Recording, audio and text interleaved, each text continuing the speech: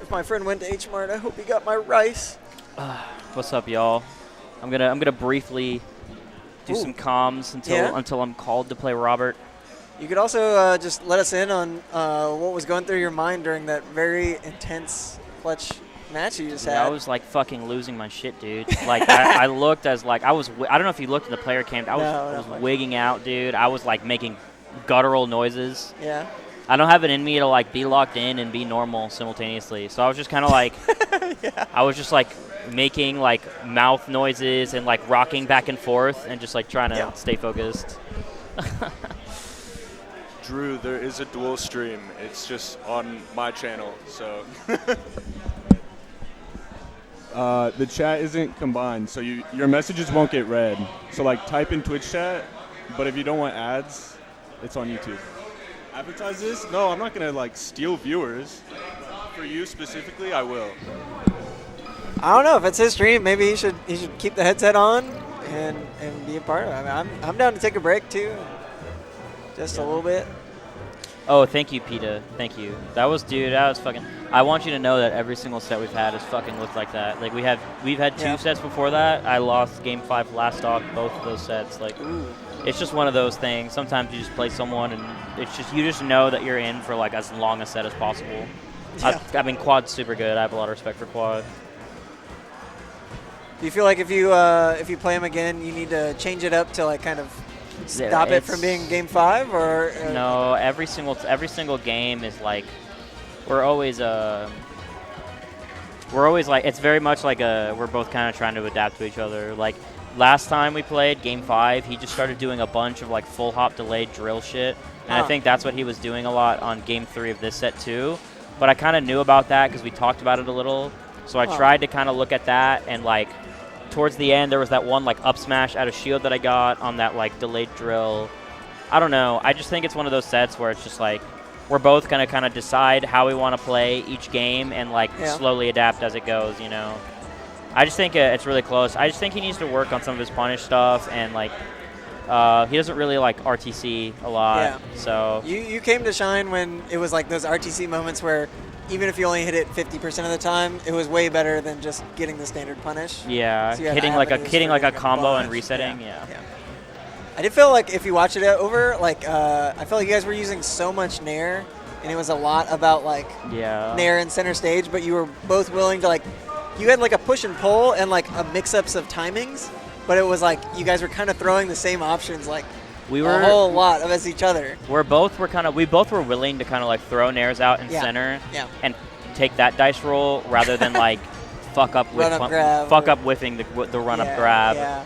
We were both kind of like, I'll take the like Nair shine mix-up. You know, but like you guys never knocked down each other. We were because you're both doing the same thing. Yeah. No, I feel like Quad is a box player, so I think there are some differences, but I think we play relatively similarly. Well, here we see two Jigglypuffs. One is very furry, and the other one is PR player Panko. Yeah. I do know that these two players play a lot. For those who are plugged into the Taza lore, there's a lot. Taza is like, super busy guy doing all this Brawlhalla stuff. But Taza has like scheduled in hour-long practice sessions that end with a best of 5 with a bunch of super good players. So Taza has like a really good like group of practice partners, and from what I'm aware of, I think these two play on net play for at least an hour like every week. Like they have like a really? Puff DK session. Wow. No, Taza's a certified grinder. Nice call. Wow. You can see that, like when I think Taza started just really improving when they took that tournament over Ziff that time. Like they had been kind of climbing up, and then after they took that, they were talking about their grind and like how they had focused strictly on Peach, and like they were just coming up with all these strats. No, they were for a little bit they were like the kind of DK that was still good against Fox, but like could get cheesed by some of the basic weak matchups for DK, like Puff. Like Sheik, like Peach, and I think you've really seen them go leaps and bounds. Like, I think they lost like 6 sets to Rourke, and now they don't lose any to Rourke. They've just kind of cleaned it all up in general. I was talking to Junebug about Taza. I was actually trying to play Junebug at Patchwork to get like Taza practice, because Taza be farming me, and Junebug was like, Taza is up next. Like Junebug has a lot of faith in like Taza as like a future up and coming DK. But this set's so far, it's pretty close. It is. Those big punches in the first stock made a big difference. They've kind of been trading around this time. Let's see if he can make it back this next time. Yep, that was very important. I feel like that was like the percent range where as soon as you get clipped on those stocks, like you just get set up for the same edge guard. Yeah. Before that, it doesn't matter as much. Yeah. That will not kill. The floaty killer. Oh my god. No, that's the floaty killer. He just didn't DI, I don't think. If you talk to Panko a lot about like a lot of these like floaty matchups with Puff, Panko always says that drill up smash feels like it like invalidates a lot of a lot of characters. The counterplay to it, like if you try to just like say it out loud, it's so low. Yeah. Like you try to shield it, they grab shield, or you just get hit, or you're in a bad spot. Yeah. It's just drill is an amazing pressure move when it will connect. Oh, yeah. Peach DK is 90-10. Oh, yeah. I mean, that matchup is terrible for DK, but I think it's just sort of like another example of like, you know, at the end of the day, like that matchup's 90-10, but Quang's not losing to a random Peach. You know what I'm saying? So it's like, if you do want to like be the mid tier that's like, that's really taking it far, like you kind of just got to be able to handle those matchups. Like, if you're Samus, like you just got to be able to freak on Sheik a little bit, you know? Yeah. You got to know what you're going for, and you can't rely on like, you know, matchup inexperience, especially like as more of these DKs come out, or like even though they're on the stream, you know, people will learn what works and what doesn't, what's effective. Like, you can learn half the cheese just by watching, you know, Junebug win a tournament. Yeah, I think DK is really like sort of in vogue right now also. So I think a lot of people that maybe were not caring about DK and like not sort of looking too hard at that matchup, like I just don't think that's a thing nowadays. Like the DKs are just fucking sprouting up like weeds to ruin every Spaces bracket. Yeah, for sure. Yeah, I don't know. Do you guys having that renaissance? I remember back at Tipped Off. Yeah, he's doing the down throw tech chase. It works. That's actually a real thing. Oh, really? It's real. What percent does that stop working at? I think at like 20 or 18 or something like that as you grab them. Oh, that's kind of... I remember I watched Soft lose to a DK at Tipped Off 9, I want to say, and it was so funny.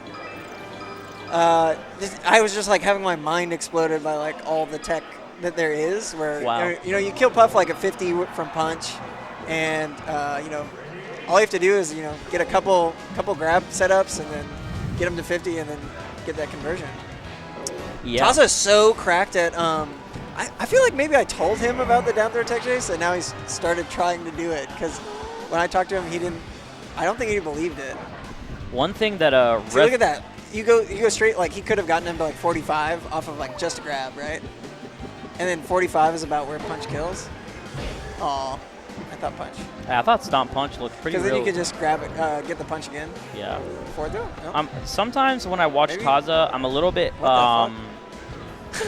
like I don't know DK like that, and I feel like it's gonna be like a very like player-based, like almost like philosophical thing of like when you decide to punch. But sometimes I don't feel like Taza uses the power of having a punch on deck as much. Like it's not quite the same as like a Sheik, as like a Samus charge shot, but I think like why not? That's like the closest allegory, right? Yeah, I think the range is what makes it weirder for the Samus charge shot. Maybe. But I don't know. It is a good allegory, but I feel like like for example, like there, like just knowing as Panko that like there's no punch on the table. Yeah. Like I think you could just play it a little differently. Well, there I think a lot of DKs just spam it from the ledge because it gets them off the ledge, which is like their worst spot. Like as long as you get on the stage and get like established dash space. Yeah. Like you kind of get to play the game, and like it's not that bad to not have punch. Like you weren't trying to win that stock that much. You were just trying to like live. That was a bad one. Like he didn't time it right. Even if he was trying to establish control. I feel like it sort of becomes a very particular like. Taza will just kind of be like, like I think they're gonna come in here. I'm just gonna try to like beat this out with punch, and if it works, it kills. I feel like there has to be some sort of more sophisticated way to use it. But I wouldn't. I will say against me, like I've lost twice, and whenever I play them, they do not punch in neutral at all against Sheik. They literally keep it just for the grab confirm because it's just so valuable to have it against Sheik because you can confirm into it like every time. Yeah, I mean, this is a floating matchup where it's not real. Drew, we all know he meant analog. Like, you can quit being a fucking cop, man. Like, what are you doing, man? Why are you being such a hater? I forgot that he's sitting at home. He's not on the sticks. Yeah, he's sitting at home not playing. I bet you didn't even have heat stroke. Dude, yesterday he was trying to say that the PR should have less entry requirements, and I told him that he needed to fucking enter a tournament. Bro, yeah. That's so ignorant. Dude, can we get a screw Drew in chat, dude? Screw Drew, please? Thank you very much. We're going to make a cocktail called the Screw Drew. Ooh, like a freaky screwdriver with like a... Some really bitter stuff, something that makes you really pucker your mouth up. It makes you go real stank. Dude, I would drink one. That sounds good. It's called a Screw Drew because you only want to drink it like every once in a blue moon. Dude, we should do like a Melee like 21 plus tournament at like a bar where we create like custom cocktails. I don't know. Jake needed help from the community last time he had to do that.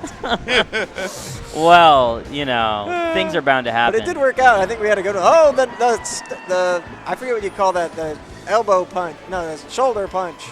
9-1. No, we need to do one. Someone needs to host like a Melee tournament, like a Georgia Melee tournament, like 21 plus. That's just like doesn't count for PR, and there's like themed cocktails based on like players. You know what I'm saying? That'd be fun. That'd be fun. The Jet BBL would just be so much Red Bull. The Jet BBL would just be fucking Red Bull. Cheap beer. That's what it would be. Yeah, you think? It would be Miller High Life. That would be like the BBL Silver, just like fucking Miller High Lives. Silver would have something to do with down air or something. Literally, the Players Ball. Honestly, there's too much socializing at the Players Ball. Yeah. Just kidding. I kind of missed this last year. I was sad. But I think to talk about that match before it gets away from us, I think Taza took FD trying to do that down throw tech chase thing. Yeah. And then did not get like more than one rep ever. But I'm really glad he's trying it. No, I think one thing I will say about Taza too is I constantly see him. He's not someone that's content to sort of bang his head against the wall. Like, he is willing